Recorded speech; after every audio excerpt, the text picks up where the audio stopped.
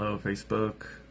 I have a conversation that I'd like to share with you, and I am waiting not only for people to join, but for my lovely girlfriend to be able to jump on here. So let's get everything started. The conversation that began to spur this was a post in a divorce group that I'm in for divorced parents, in which it talks about how hard it is to date in 2024. There we go. And because of, I guess, the world. Let me go back in here and I'll look at the actual post. So the conversation. Hello. Hi. I was just briefing the audience on the purpose of this live and what kind of comes from behind it. So I can post the actual image that I shared with you earlier today in the comments in a little bit.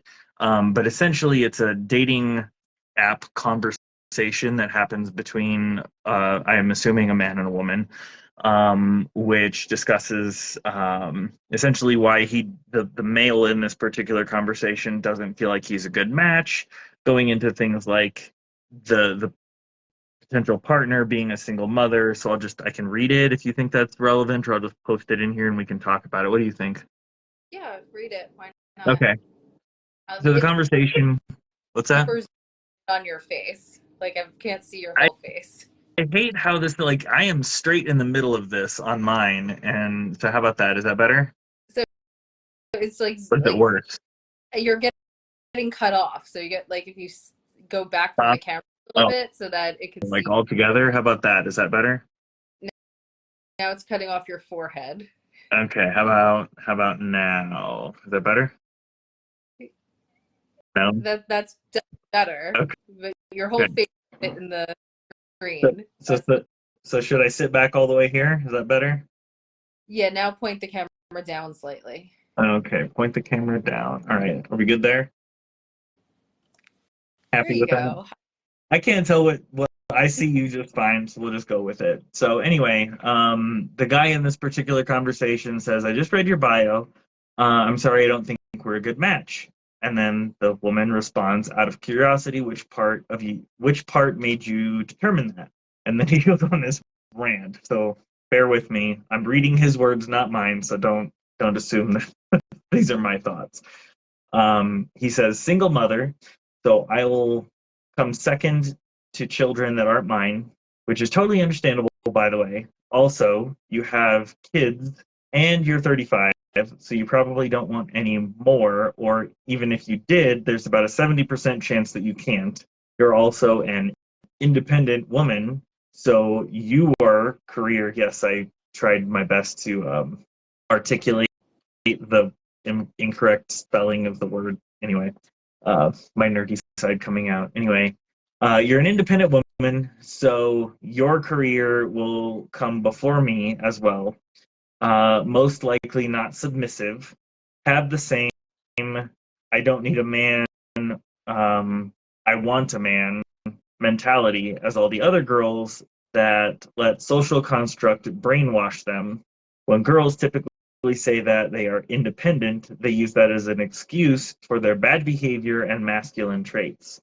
I want a stay-at-home wife that's the mother to my children, who will give me stability and will stay loyal to me and is submissive. But that's impossible to find. Sorry for the rant. Modern dating is impossible for men like me. LOL. And then next to that, it says, "Good. I'm glad modern dating is impossible for men like him. It should be." So we had a little laugh about this earlier while you were getting on your airplane, but I feel like it's an interesting conversation to have, and I think that if we had assumed that of each other, if we were in that exact same dating space when we connected for the first time, that it would have been a very interesting, difference. So why don't you share your perspective really quick on how this is portrayed, and then we can kind of proceed from there. Sure. So there's a very big difference between preferring a certain relationship dynamic and wanting a quote unquote submissive women because independent women exhibit bad behavior and masculine traits, right? There's a very difference between those two things. And so I think this is really important, right? Because if you're a man who enjoys that dynamic where you lead more in the relationship, where you have a woman who loves to support your ambitions, who wants to stay home and take care of the kids, that's beautiful. Like, that is one really wonderful type of relationship. And there are others, you know, but so like I'm fully supportive of that, you know, when it feels right for both parties. My problem is that if you're looking for like there's a difference between looking for a relationship that has that dynamic or looking for a quote unquote submissive woman. So if you're looking for a submissive woman, basically what that tells me is you don't have the leadership skills to make most women inspired to follow your leadership in a relationship. So you need a woman who just doesn't own her power, right? Who is easy to abuse and get your way with so that she'll submit to you, right? So looking for a submissive woman is something completely different than enjoying that dynamic. Also blaming the women for not being submissive. Like, I'm sorry, there are plenty of men out there who have the most high-powered women easily submit in their presence. You want to know something? Not just women, humans, like all humans in the world, submit to leaders who inspire them to follow. Like, it doesn't matter who you're talking about, like whoever your heroes are, your idols from childhood, whatever it is, as an adult, whatever groups you're a part of, that boss that you would die to be on his or her team, like, people submit to leaders. That's just a human thing to do. You know, follow, right? The word submit, I don't like using it because while it's a precise translation, it carries baggage with it in our cultural context that isn't implied in its original context. So I like to use the word follow, right? People follow leaders who inspire them. And so if you're finding that women don't quote unquote submit to you, you're not inspiring them to follow your leadership. So like it tells me like it's impossible to find women. No, it's not, because there are men who very easily get people to follow them who are just natural leaders. So they don't have a problem dating in 2024. They have women lining up for them. So it says everything. That attitude of judging women who aren't like that. There's no one right way to be. You know, just because you enjoy a specific relationship dynamic, and even if it's the dynamic that most men and women tend to prefer, that doesn't mean it's the only correct one, and that a woman who doesn't want to be in that relationship dynamic, who is naturally independent, who does have ambitions in her career, exhibits bad behavior and is masculine. You know, like, that's no. And I mean, if you're talking about you know, in the context of polarity, how all of us have masculine and feminine energies within us, then yes, in that context, that woman might be displaying her masculine traits. But that's very different than what it usually means in the context of a post like what you're talking about. That's not usually how it's meant. It's meant in the sense of you're exhibiting traits that you're not supposed to have or exhibit because you're a woman, and that is a bad thing. That's what's implied by that. So those are my thoughts. Yeah, there's a lot to dig into here because I mean he breaks out like 5 or 6 different things in this, and yeah, like you said, the first thing that really jumps out to me is this idea of partnering with an independent woman whose career would come before him.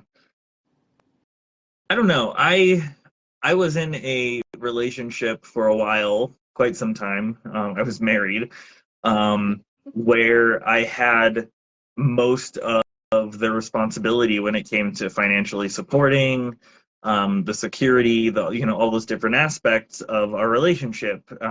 Packing the car, fixing the house, any number of other things, and we kind of had this sort of unspoken dynamic where she was more but not completely responsible for some of the things like making sure the kids got to school, cleaning, doing laundry, cooking meals, although I shared in many of those different things also, although I don't think that she appreciated how I did laundry. That's beside the point. We don't need to get into that rat's nest. Wait, important information I need to know about living with you? I mean, you've seen how I do laundry a little bit, and I mean, I'm more than capable of cleaning my own clothes because I've done this for like 5 years. So I don't think you have anything specific to worry about. But anyway, we'll digress. Separate mine out by color and whether or not they need to be on the delicate cycle. Yes, and I have garment bags for the delicates, the extremely delicates, and then pretty much anything else I'm fine with putting on the cold cycle with detergent, and then you separate the drier stuff out by how hot it's going to get and whether it will melt the fabric or not. But anyway, this sort of idea that this guy brings in, where it's based on the way I'm reading it, and this may not be the way he intends for it to come across, but more than likely it is that he is essentially demanding a partner submit to him before the first date. Like they haven't even met based on what I can see here, and already he's basically looking for a submissive partner who will follow his lead, regardless. And at least in the way I approach things, you're welcome to rebuttal if you feel like this is inaccurate. But the point of the dating like environment is to show the other person who you genuinely are. And if that means that you pay for dinner, you schedule the nights, you take care of all those different planning aspects of the dating relationship. I don't know, let's say maybe buy them a thermostat when there's breaks, or when you find out they're low on laundry detergent, you just have some delivered, stuff along those lines. Those are the things in a relationship that show somewhat like initiative and leadership skills. They're not all inclusive, but there are things that can lend towards this idea that like, look, I am your provider, I am a protector. These things, like when they naturally stand on the sidewalk side, like on the street side of the sidewalk when you're walking down the sidewalk, or they make an attempt and continue to make sure that that's the case. All of those different things within the dating relationship show the man's ability to lead and or protect the partner.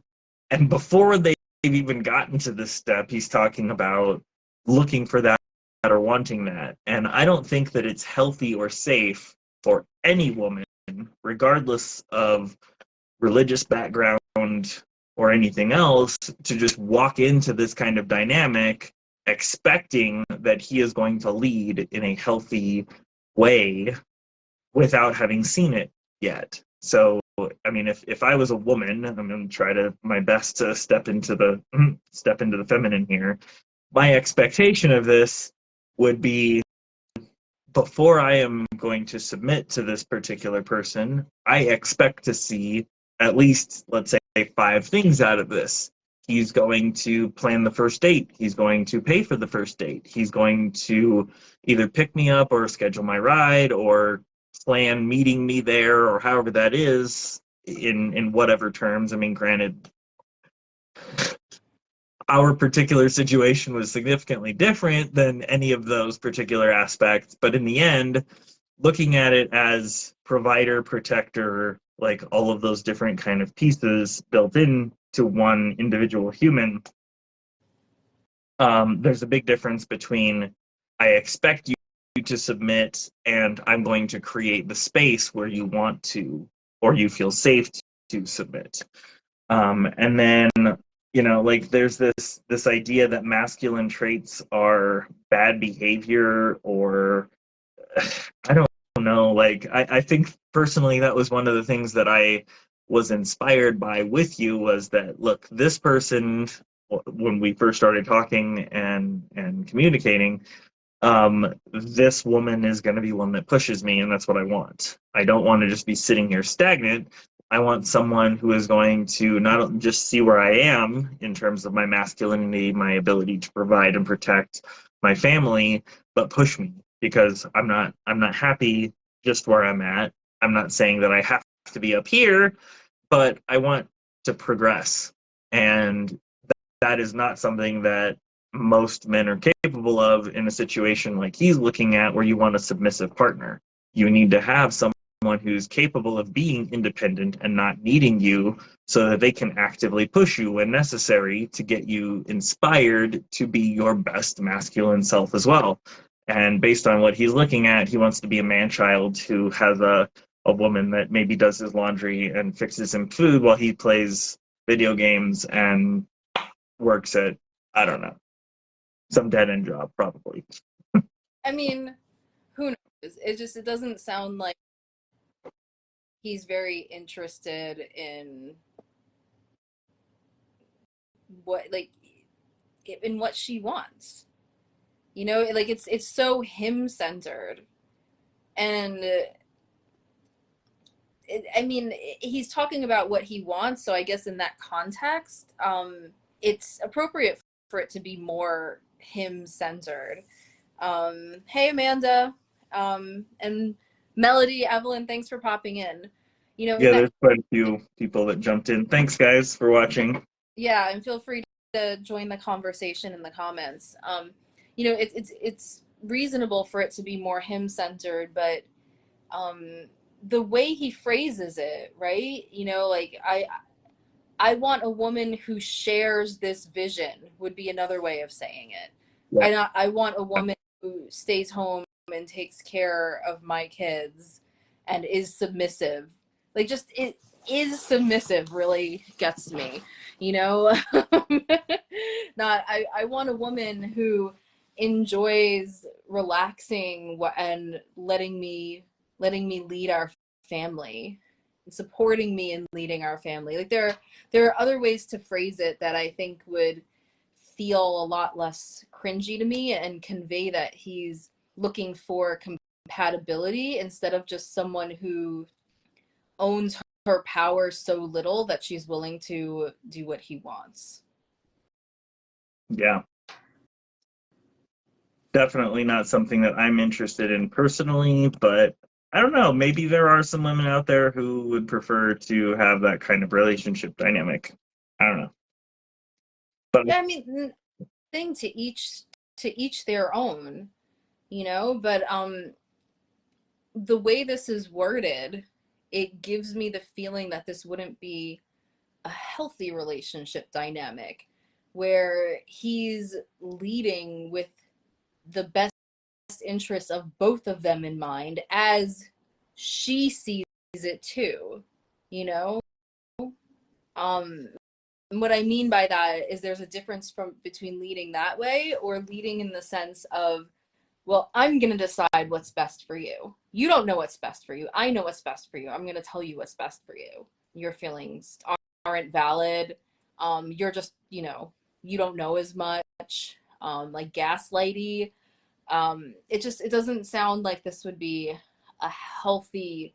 There's a healthy form of this relationship dynamic, and this doesn't give me Yeah. any confidence that this would be it. I mean, especially considering they haven't been on a date. It appears that based on what I'm looking at, that this is a very, you know, like first few messages back and forth after they communicate on a dating app, and so it's like, this is like 3, 4 messages in where it's like, what is that? I don't understand. Yeah, it's very judgy. It's very I'm right, and if you're not like this, then you're inferior type of vibes. It doesn't feel good.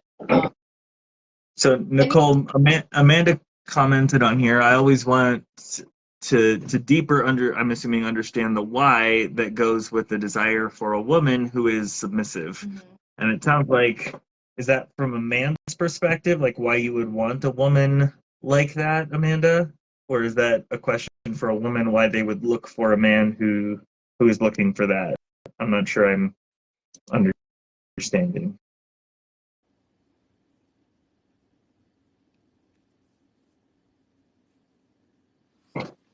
That man seeking power and control, or are they offering responsibility?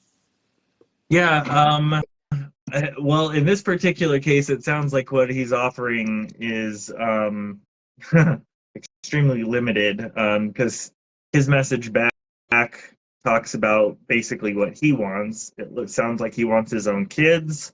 Um, Sounds like he has a problem with being put second, even though he says, which is understandable, by the way, that he probably won't get his own kids, and that he's basically demanding that he wants a submissive partner who isn't brainwashed by society to think that she needs to be, without a man. Mm-hmm. And I think that in general, society has proved that women do not need men on any level in order to survive. Women are perfectly capable of having their own careers and just about anything else without a man, other than the obvious, having children. But I mean, there's always adoption, there's other options for women without a man present to be able to have children too. So it's really a question of whether or not both the man and the woman in this particular case actually want to have the opposite as part of their, relationship dynamic. And I personally, it's one of those things I don't necessarily, or I wasn't looking for a submissive partner. I wanted one that would challenge me and push me and be able to own her own all by herself.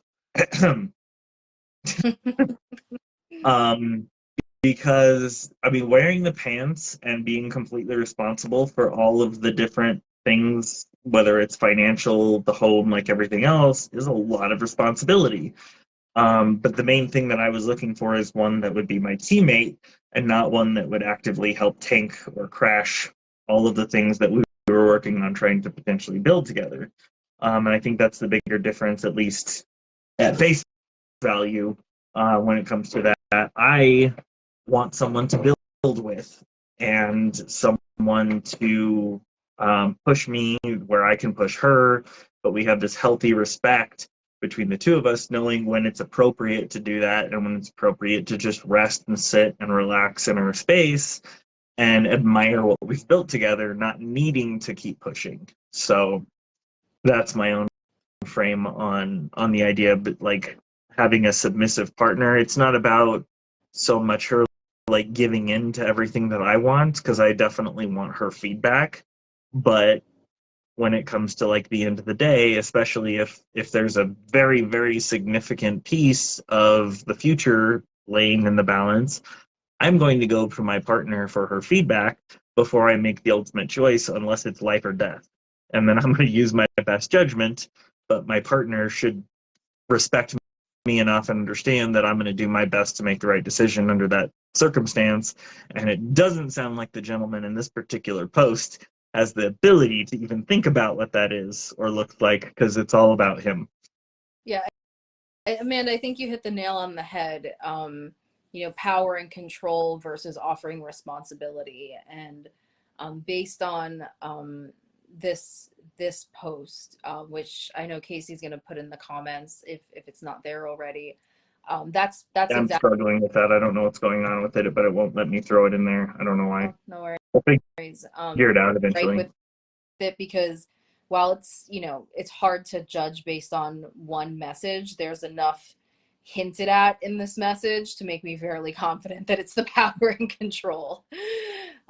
Yeah, which is not cool. And yeah, I think like about our own dynamic, I feel most at ease when I feel like I can follow your leadership. And I feel like that's one of the things in our dynamic, because, I have a lot of that, that if you're talking about polarity, these are considered masculine traits in me. I will lead if I don't feel like something's being taken care of. And so in our dynamic, I think, the fact that I do so often just like, okay, sure, I'll just go with what you're doing. You take care of it. Like that's a testament to the trust I have in you. And it feels really good. And also, just to comment on something you said earlier about some of the examples you gave with, if you walk on, the street side of the sidewalk, if you plan a date, I think there's like an energetic quality difference where those things can be done from a place of leadership, or they can be done from a place of little boy energy. Like, look, I planned the date. Did I do a good job? And so I think that because there's enough information out there advising men to do those things, that while they can be an indicator, to me, it's still so little information, and it'll be later on before I can see, is that coming from a little boy energy? Like, mommy, did I do a good job? Look, mommy, I'm walking on the other side of the street. See, I could protect you, mommy. Like, it's a very different little boy energy kind of vibe, versus actually coming from a place of leadership where the direction is coming internally, right? Like, it's not like, here's the checklist, like, to be a good leader, I'm going to do this, and I'm going to do this, and I'm going to do this. It's like that internal compass of, like, I see a situation, I'm assessing it, I have my own judgment on it. It's not external. It's like this internal locus of control type of attitude, and I've got it under control, and I'm effective. If I say I'm going to do something, it's it's going to happen. And if you're allowing me to lead this situation, you're going to be okay. That everyone's going to be safe. Things are going to turn out fine. Things are going to be harmonious and comfortable for you, and so you can just relax. Yeah, and to Amanda's comment here, it's talking about how different it can look than what most people imagine, because there's a significant responsibility for the dominant or the leader's part, an enormous amount of trust in the submissive's part at the same time. Like, there's so much to manage and handle as the leader, Mm-hmm. to be able to portray and embody what that means, so that the submissive, or the follower, we'll call her, is comfortable and accepting of the leadership of that party, and is willing to walk into whatever shit show or shit storm or any number of other things happen to exist, and also not to be overshadowed by whether it's like, as often in role play or kink scenes, but not as often in a 24/7 lifestyle. And I think there's a difference in all of that, because, like, for instance, one of the things that I see more often than not, and especially in terms of like Instagram posts and stuff like that, is like the boss babe, the one that is a high power, whether it's an attorney, a doctor, a lawyer, judges or any number of other like really high responsibility occupations come home, the last thing that they want to do necessarily is step into the leadership role in the home and take care of all those other details of everything.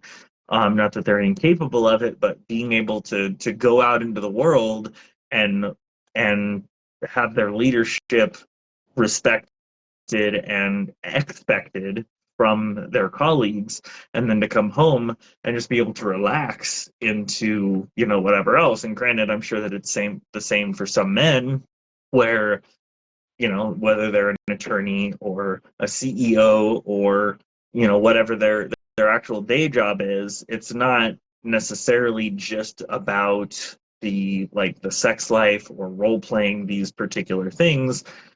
I feel like in most cases it embodies or it encompasses the entire dynamic between them more often than not, unless there's some kind of interesting dynamic where maybe they reverse roles at home or something, depending on how they both feel. Who knows? Like, I mean, I'm open to, at least for other people in general, the idea that whether it's a dominant and submissive type role, and I mean, I say that, and we're talking about like kink and sex and some of these other different lifestyles, but it also lends to like the biblical type relationship that comes from Christianity and or Catholicism, where it is expected of the man to lead and that they will follow Christ and do all these other things that embody Christ and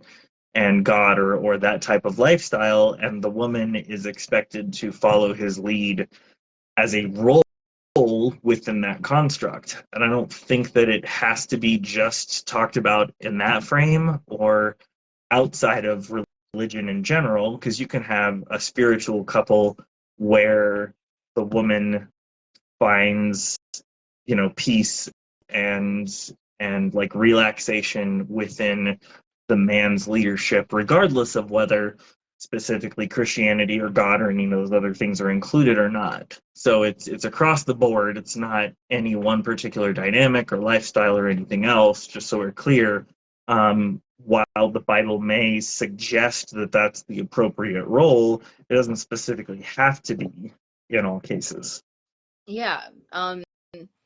And I think it is helpful to distinguish between relationship dynamics and, like role playing in a sexual scenario. There can be this, like, sometimes it's the same dynamic, sometimes it's different dynamics, whether you're talking about the relationship as a whole, whether you're talking about sex, whether you're talking about role play. Yeah. And you're right. And for a woman who desires that, then the healthy way to seek out a partner would be, like, if you desire to be submissive in your relationship dynamic, then yeah, go on the date and allow the man to lead, like fully leave the space open for him to lead. Don't step in and lead at all, and see how it goes when he leads or if he doesn't, and that'll tell you what you need to know. And again, that doesn't mean that men are supposed to lead or men have to lead. No, if you are seeking a man who leads, then get out of the people pleasing dynamic where if a man doesn't, you step in and just do it, and leave that vacuum there and see what he does with that. See if you enjoy following his leadership, and the moment that you don't, exit the situation or express what you would like to be different.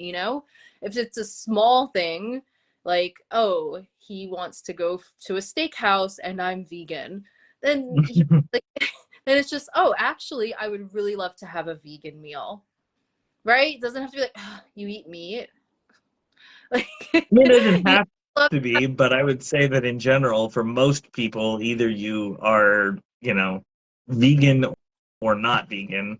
And depending on how deep into that you go, like some people are very ethically vegan, where it's like they don't feel like anybody should ever eat meat. or an animal byproduct of any kind, um, and they have no space or can leave no space for people to enjoy a ribeye steak, which I certainly couldn't appreciate by any means. But I mean, there's someone out there for them. Just don't try to make me or make me feel like or project that I need to do this in order to be with you, unless you're ready and willing for me to walk away, because I'm gonna go get that T-bone as soon as we leave this. Yeah, you know, like it's like communicate, right? So if you want that submissive role in a relationship dynamic, communicate. If things aren't going the way you like, actually, I would love this. I really enjoy this. I'm looking for this. And see what happens. You know, don't expect someone to read your mind. Give the man the space to lead. And by the way, this goes if you're a man who wants to play the submissive, have a submissive role in a relationship dynamic. It applies too. We're talking about the specific meme if you're joining now. That's why I'm using those gender roles. But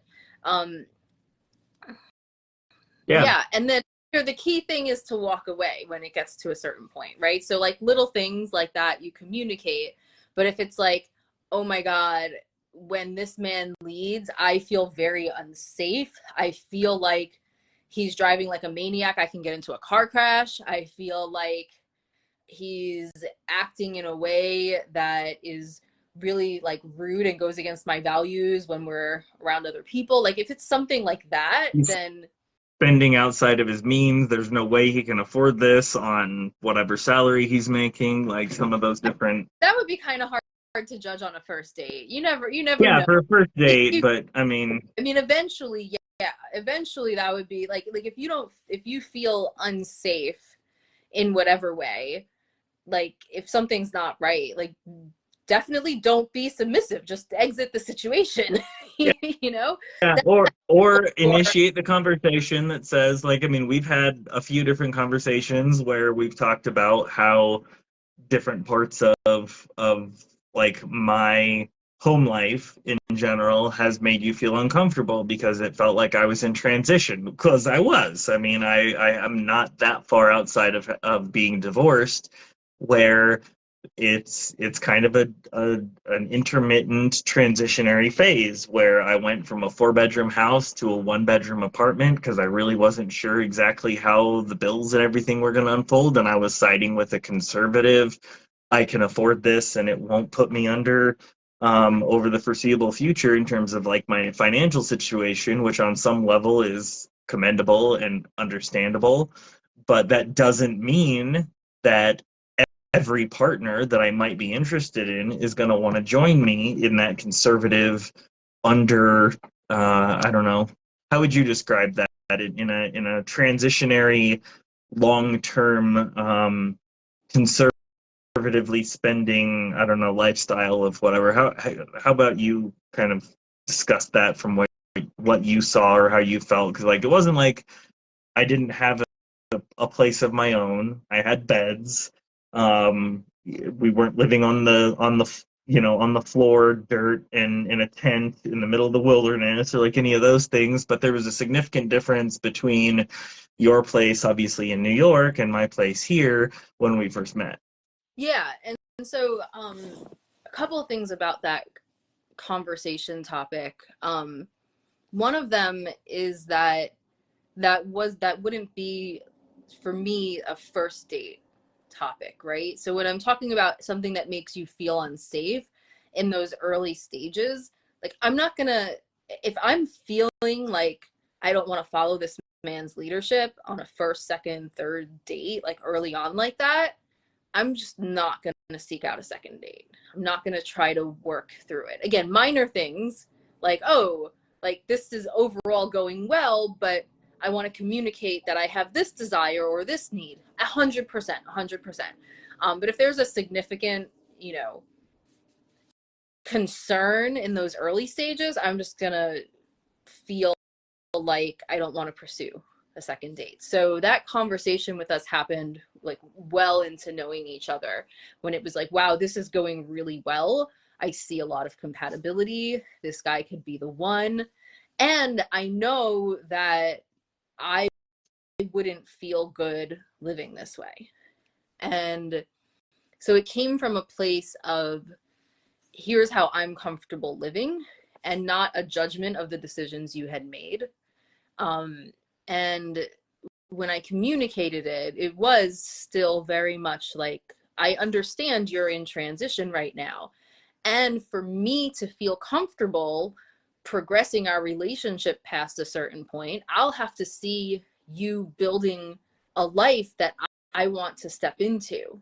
I can't make the decision, do I want to step into, like, build a life with this man, when the life I'm seeing you live now is this one that's in transition, and that you're telling me is not representative of the life that you actually want. For me to feel like, oh, I can make a decision about spending my life with this person and building a life with this person, I have to see that, you know? I have to see that life, and I have to say, yes, I can see myself stepping into this. Or, oh, he lives very differently from me. Let's have some conversations and see how we can work towards building a life that feels good for both of us, you know? Yeah, and to be fair, this was 5 months into us talking, and it was before we had like labeled our relationship or anything like that. So just to give context to the people who were watching, as far as how that like played out and what that looked like, I had been in this apartment for, well, in that apartment because I moved not long afterwards, um, for 11, 12 months, something like that. I had signed a new lease over there. But I mean, it was definitely too small for what I was comfortable with. But because of the things that were still left to consider in terms of like narrowing things out of the divorce and alimony and like all the other different pieces, I didn't feel like I was in a position where I could successfully and cleanly expand into a completely different world where I was spending more on housing and these other things at that particular moment, um, just from a fiscally responsible kind of frame of mind. So it wasn't long after that that I moved into a 2-bedroom apartment so that my kids would have their own room and I would have my own room, and got them bunk beds and the whole deal. Um, but that there's a difference there between telling me that I need to do this, or that you want this out of whatever that is, and saying, I need this in order to feel comfortable, and having that person choose at that particular point, do you want to go with plan A or plan B? How long are you going to go with plan A? And then at that point, like if I stayed in that apartment, it would have been a situation where you got to, see whether or not you were willing to invest more time to see how things would progress or whatever. But like that's the ebb and flow that comes from how that looks for different people. It's not a you need to do this or I'm leaving ultimatum kind of thing. It's this is what I need to feel safe, and um and like there's a like clear future for us in the future, because there's this difference in how we view things, and I'm not feeling specifically comfortable as it stands, which I understand is temporary, but how long is temporary going to be? Yeah, totally. And good night, Amanda. Thank you for chiming in. Um, yeah, and with you moving into the new space, it gave me an opportunity to see how you live, and for us to see how, like, what we're going to have to work through in our different, like, the different ways we live, you know? And so I think that clarity is helpful. And I tend to be the person who's like looking ahead and planning and like being very strategic with stuff. And I guess that's one of those masculine traits I bring into the relationship. But so even with things like, the way your apartment is versus the way like I value having a lot of like more empty space than you do. You like to have a lot of different things that you can use. And to me, that feels very cluttered. To you, my place, you're like, you don't have all the tools that I would want to use here. Like you don't have 18 different kitchen gadgets. And I'm just like, I have a knife. My knife cuts things, you know? Hold on, time out.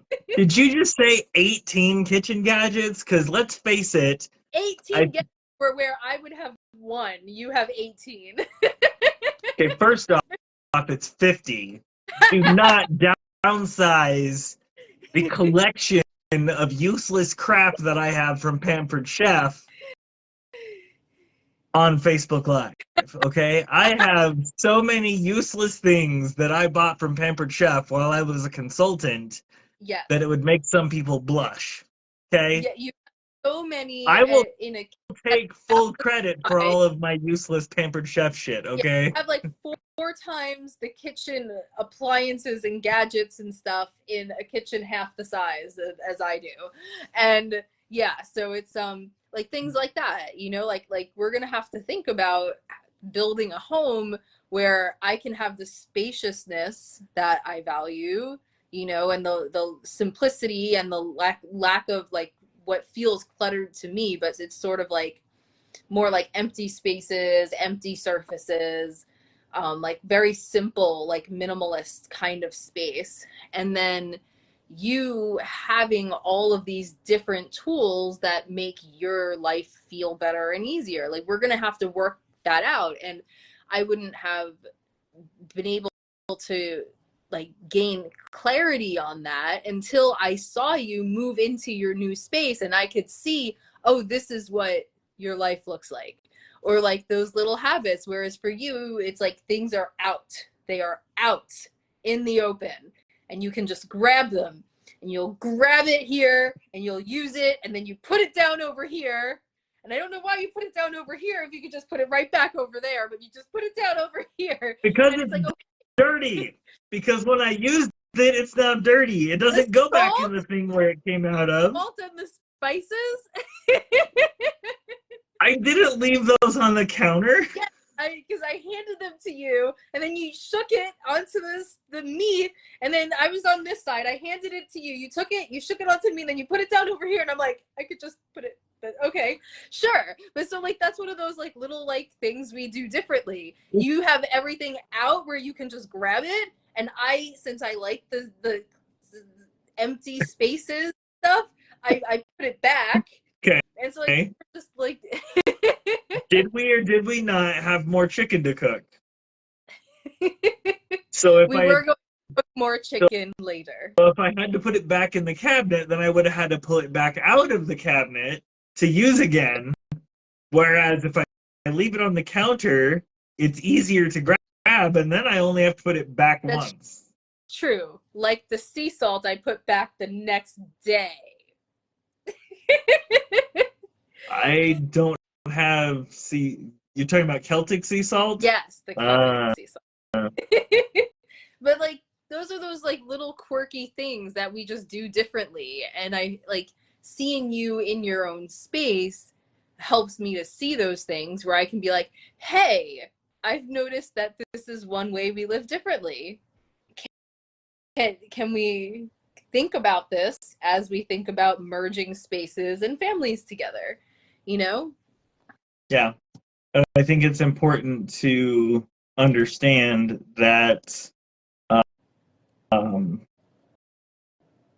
that as far as like difficulties and things like that, these are very low hanging fruit to worry about and stuff along those lines. Thank you, Scott. Yes, thank you, Scott. It's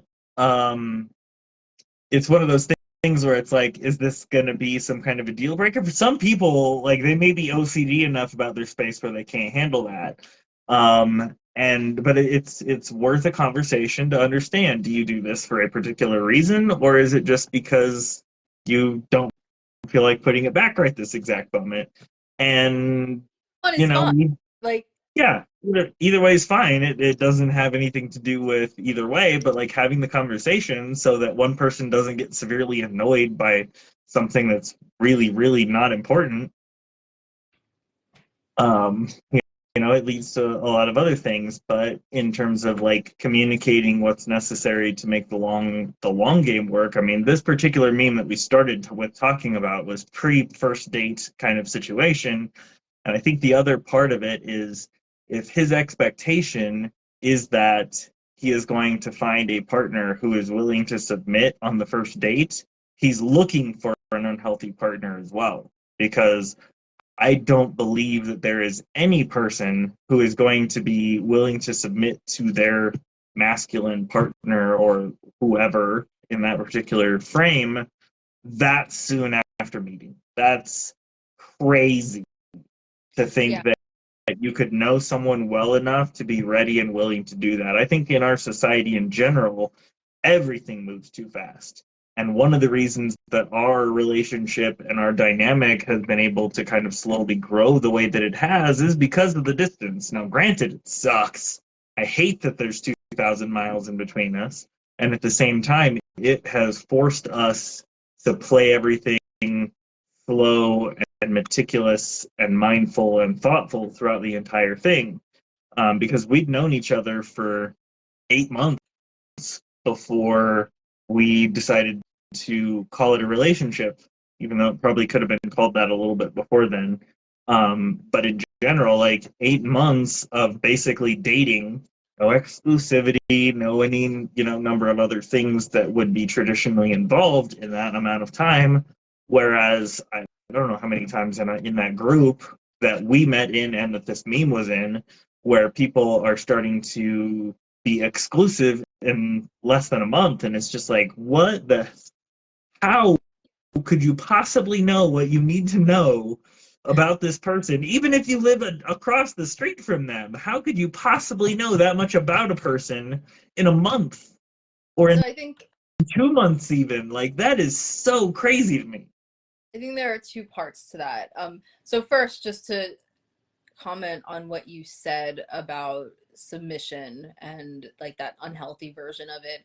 Amanda had a comment that I think hit the nail on the head, that when guys say they're looking for a submissive woman, not I'm looking for this style of relationship dynamic, but when they phrase like I'm looking for a submissive woman, they're basically saying I don't want to be challenged by a woman or held accountable by a woman. And I think that hit the nail on the head on why that phrasing is so cringy. Um, as far as the exclusivity, there are some people who prefer to date exclusively always. Like if they are interested in a person, then they are only going to pay attention to that person until they make a decision about that person.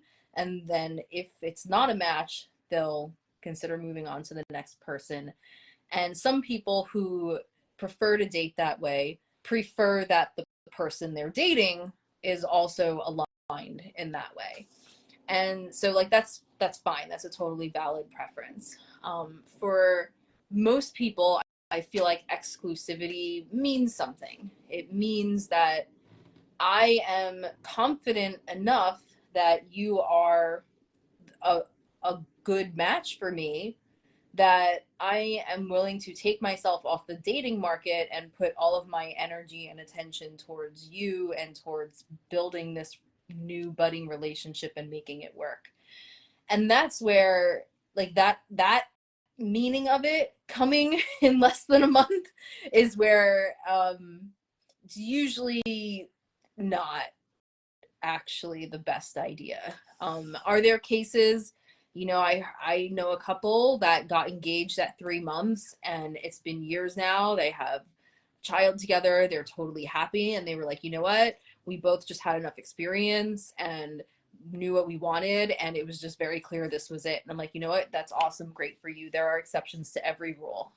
Yeah. I think in general, I'm not even like, even if we weren't 2,000 miles away, I haven't been exclusive with somebody in less than like 4 months since like ninth grade, maybe. It's just because it's like it takes a while for me to get to know somebody at the depth I need to know them to feel like, oh, I'm so confident that you're the right match for me that I'm going to exclusively focus on you. I'm going to take myself like out of the dating market, and I'm going to put energy into building this relationship. That yeah, like that depth. Otherwise, to me, it. Hey Tessa, thanks for popping in. Feel free to join the conversation. For me, that level of depth is important, because otherwise it just feels like, hey, this is my boyfriend who I barely know. Like, it feels inauthentic to me. Like, for me to call someone, like, for me to say I'm in a relationship with someone, for me to call you my boyfriend, like that term has weight to me. That's not just like, oh, I have this boyfriend and next week I have that boyfriend and then a month later I have a new boyfriend. Like I don't like that has weight to me. And so it doesn't feel authentic for me to call somebody who I've only known a few weeks my boyfriend. It feels fake. It feels like I'm pretending. It's yeah, and it doesn't have to. I'm not saying that's the right way to be. That's just how I am. But yeah, I think that I do see a lot of people having bad dating experiences because they make that decision too early, and I mean even too early for them. I'm not saying for my timeline. And the reason I am confident that they're making it too early for them is because when we talk and dig deeper, the expectations they have are ones that they don't have enough information to be confident in yet, right? So they're like, oh, well, we went on a few dates and we've had these conversations and I know he's responsible. How do you know he's responsible? Well, he told me he's responsible. Great. Well, he has a business, so I'm sure he's responsible. Have you visited his business? Like, what do you know about his business? Like, are you sure you would agree? Like, there are tons of people who have a business. It's very different from having a business that can actually support, a family. So yeah, I think, oh well, he's a family person. How do you know he's a family person? Have you met his family? Have you talked to his family? Does his family agree that he's a family person? Like, have you? Has he canceled plans with you because something came up with his family that he needed to take care of? Like, Yeah, like, what have you experienced to show you that he's a family person? It's I feel like that's whatever factors are important to you to make the decision to be exclusive with somebody. I strongly feel that it's important to experience those factors for yourself and determine for yourself if they have those qualities you're looking for, as opposed to getting it through conversation and solely through their perception of it, which may not match your perception of it.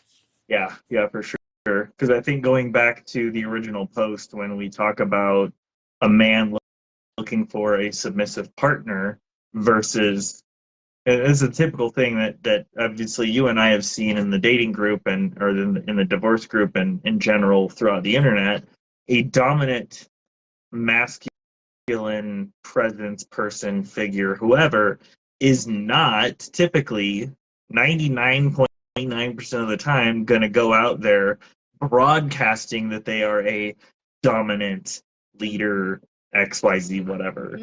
They are going to lead with those characteristics. They're going to be really, really centered in the decisions that they have to make in that role. And they are going to wait or, kind of survey the field to see what, if anything, is there that they're interested in. Because it's not about any number of other things. It's about, this is who I am and this is what I do. I don't need to be a peacock and pretend like I can show all these different things to everybody that's out there. I'm looking for the person who leads with it by example, lives it every single day, not the kind of person that says blatantly to your face, I'm looking for for a submissive partner, because the person who really has those traits in leading with that by example is going to attract the person who wants to be with a person who does those things. Just in general, like if I walk down the street with a purpose, eyes on a target in a particular frame of reference, people are going to notice those traits consistently and see that this person is driven, this person is a dominant man. They don't have to say, I'm dominant, and throw their hands up in the air and, everything else, or put it in their dating profile. That's the thing that just irks me the most about the dating group or the divorce group in general. There's so many dating profile posts that talk about, I want a submissive partner, or I'm a dominant alpha male, like whatever it is. No, sir, if you were, you wouldn't have to say it. You would not have to write it in your profile if that was actually the case. You think you are. Very different from stating a preference regarding a dynamic. But yeah, it's sort of like the guys who brag about how good they are in bed. It's like, okay, I'm sure you are. Good or job. Their size, or any number of other things, how much money they have in their bank account. If that's their focus, if that's the information that they want you to know about them, then there's a significant lack of depth within any and everything else that is there about them, in my experience. Like if they've got the big old lifted truck, they're compensating for something. It may not be the size of a particular thing, but there's something else missing. I mean, maybe, like it's hard to tell based on just that, it's like if they're, it's like the whole picture, right? Like it's one thing to have a nice car because you enjoy having a nice car and you have the money to buy a nice car versus I'm going to put 40% of my income towards a nice car. It's Well, like yeah, the I whole. mean, we were just talking about it this weekend. If I had $50 million in the bank, I still probably wouldn't buy a Mercedes. Just wouldn't do it.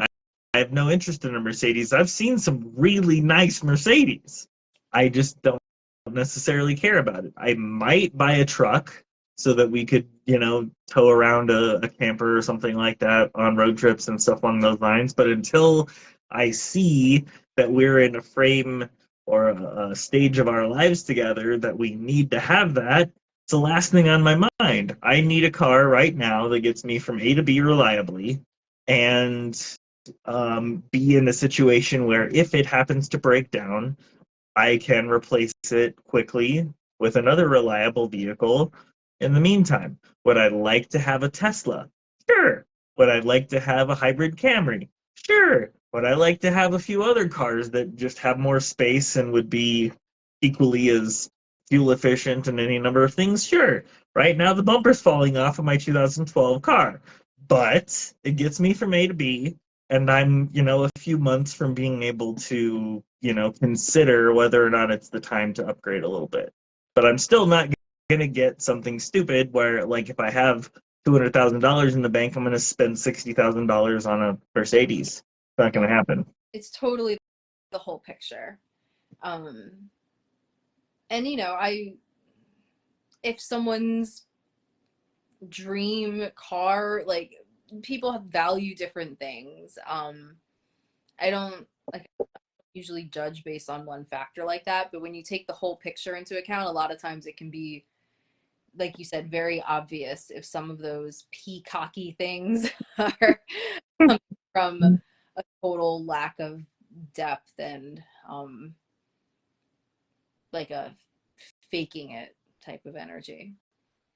Yeah, I mean, it usually doesn't take very long to figure out, and it seems like the women in that divorce group are pretty keen on being able to see when the guys or the men that they're looking at potentially dating or whatever, because they share their dating profiles all the time. This one just happened to be an after matching, it sounds like, conversation, which I don't even understand why he would have matched in the first place. given that he didn't see how he was going to fit in. But that's the other part of it. If she is a boss babe, the independent woman, the, whatever you want to call her specifically, an actually dominant leader type alpha male is not going to be swayed from pursuing her just based on that. He's going to see that and go, huh, that's a partner. And then he will dig deeper and figure out whether or not there's actually alignment and other things that might make a relationship possible. He will pursue at least as far as to figure out whether or not there's potential, and then if not, be on his way. But he's not going to typically be in there belittling her for projecting herself as an independent, I don't need a man type woman. That's what she feels like she is, and that's what she is. May not be in alignment with me, but maybe some guy out there will want that. It's just not my style.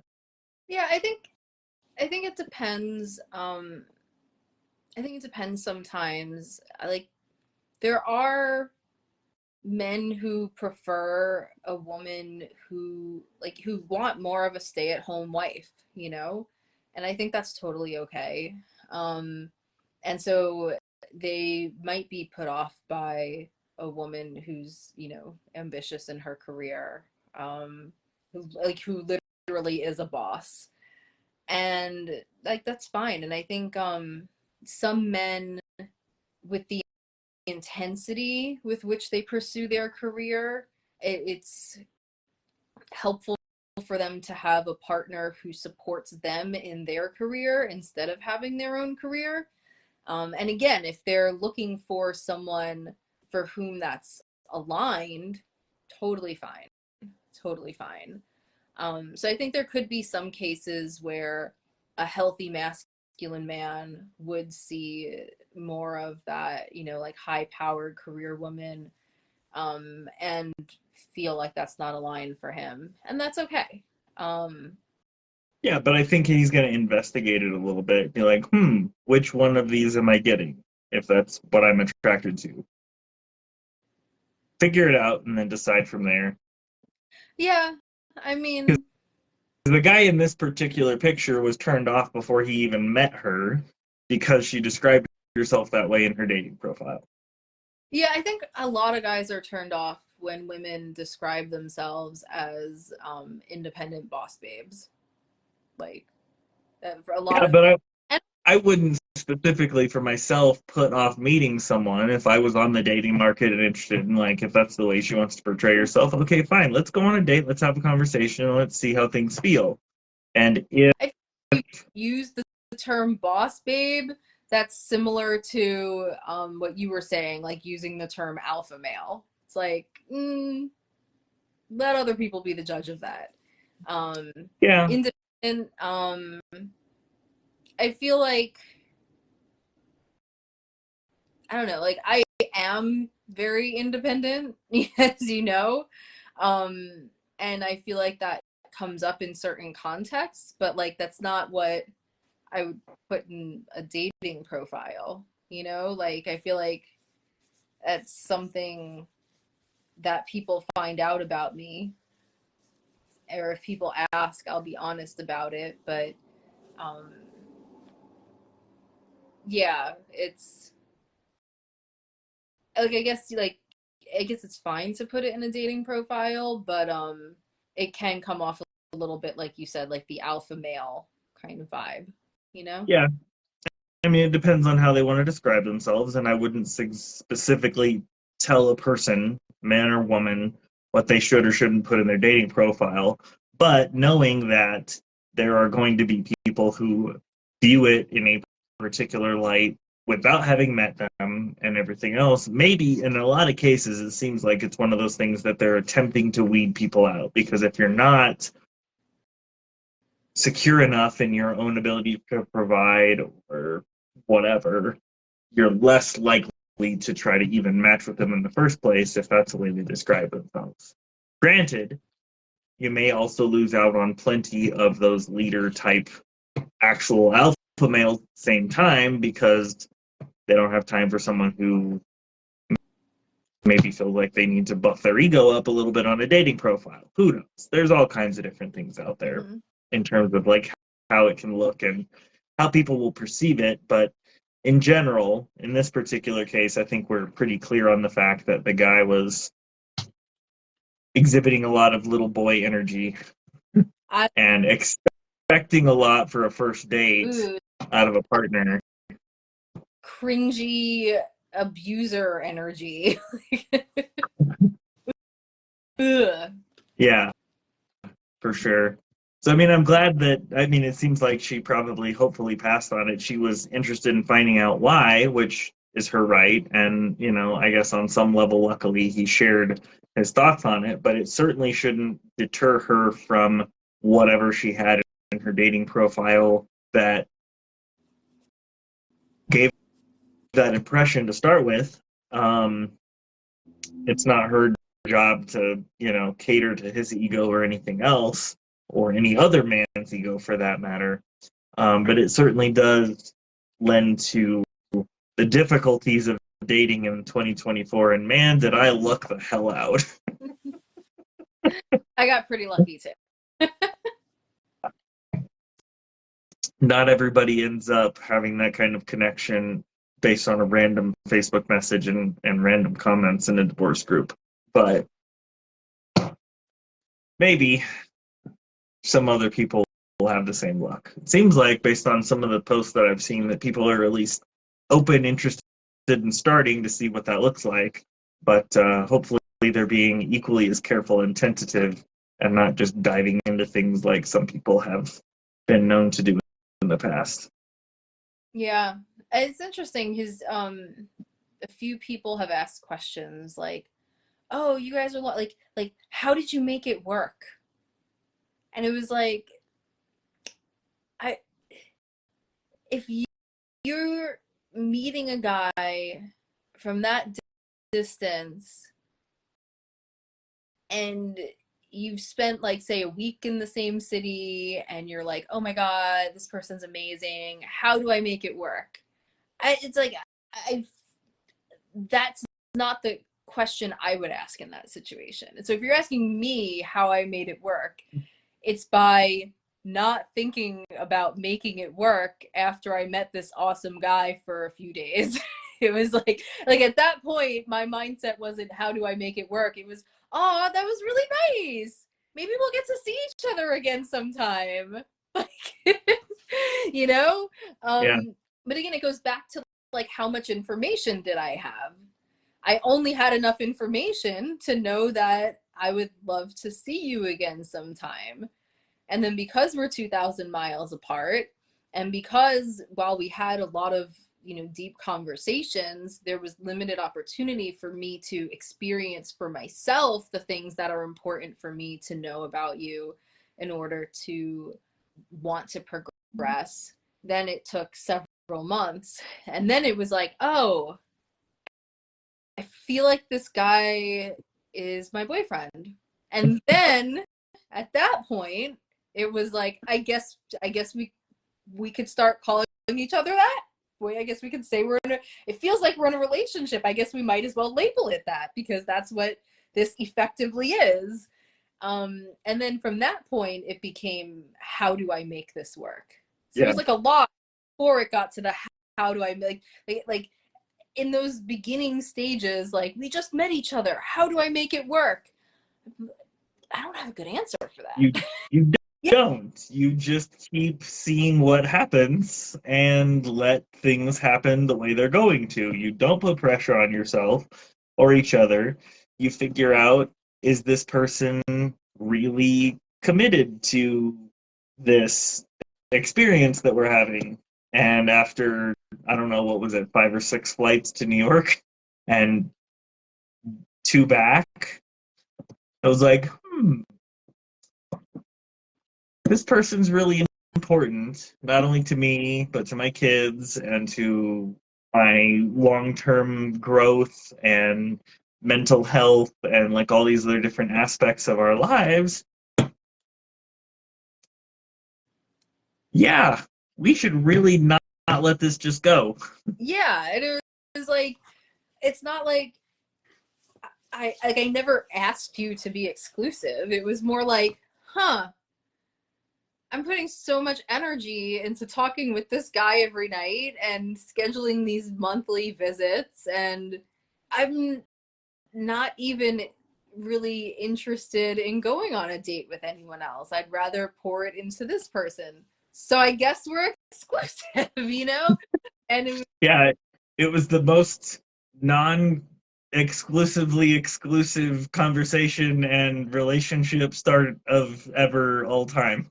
yeah, it just um it happened. It Yeah. was like, oh, we're still seeing each other often.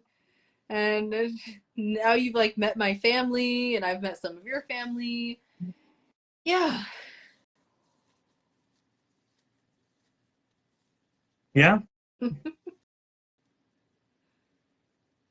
The rest is gonna be history, right? Yes. Well, thanks for joining in this conversation with me. I have thoroughly enjoyed it, and hopefully, if anybody was kind of, I don't know, misunderstanding the dynamics between, I don't know, there's lots of different labels I feel like we could give it: leader, follower, dominant, submissive, husband, wife, like any number of these other things, that they understand that it's not something that you just walk into and that happens. Um, you can't necessarily um, expect it. You can't go in saying this is what I want or need in that kind of frame, at least the way this guy portrayed it.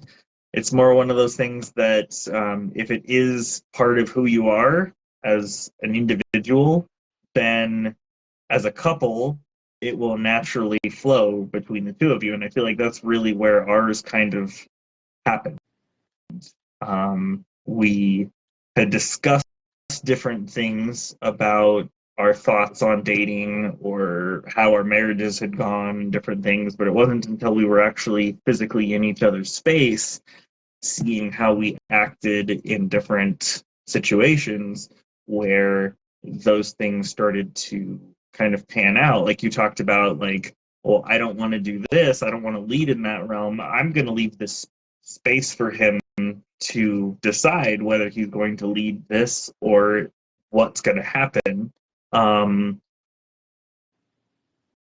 and kind of let the chips fall where they will, because I think that's the most healthy way to go about it. Going into a relationship or a dating experience where you're actively looking and projecting that onto a partner creates expectations and a number of other things that may not be healthy or optimal. And then, just the way it's spoken about, the people who are healthy in that framework don't typically talk about it that loudly in general. And They're gonna they're gonna let their skills and their leadership speak for themselves, and if the other party doesn't recognize them or doesn't appreciate that, then they will move on to whatever else other situation does fulfill that part of them that needs that dynamic to function. yeah, they don't put down other people who have different preferences. Yeah. Or I'm like, oh, you want to do that? That's awesome. Good for you. High five. exactly. And that's not going to work for me. So let's see other people. Good luck with your journey or whatever else, and then move on. They don't say that those are negative traits or bad or any number of other things that were discussed in this. And I asked Amanda to post it, and apparently in the chat it only lets you do text. So I will be able to specifically put that in here. Although after we finish the live, it might let me. Yeah. I'll have to see.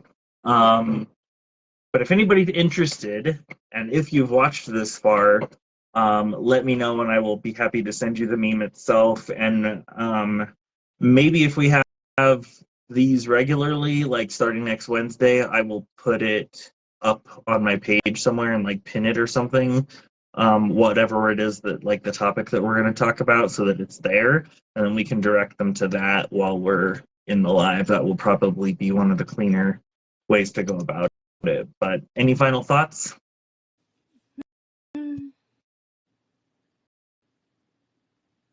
think that's about it. Yeah. Yeah. So anybody who has been watching or is currently watching, thank you so much for your time this evening.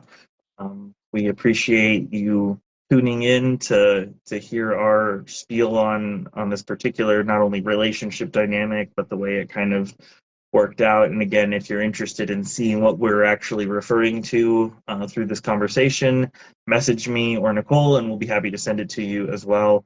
So you can be brought in, and also message either one of us if you're interested in having or like sending us any kind of questions or whatever that you'd like us to talk about on a live. It sounds like Wednesdays are probably going to be the easiest for us to be able to get together for it, so we can start doing them regularly on Wednesday evenings. So yeah, just let us know what that looks like for you, and have a wonderful rest of your Wednesday night. Bye-bye.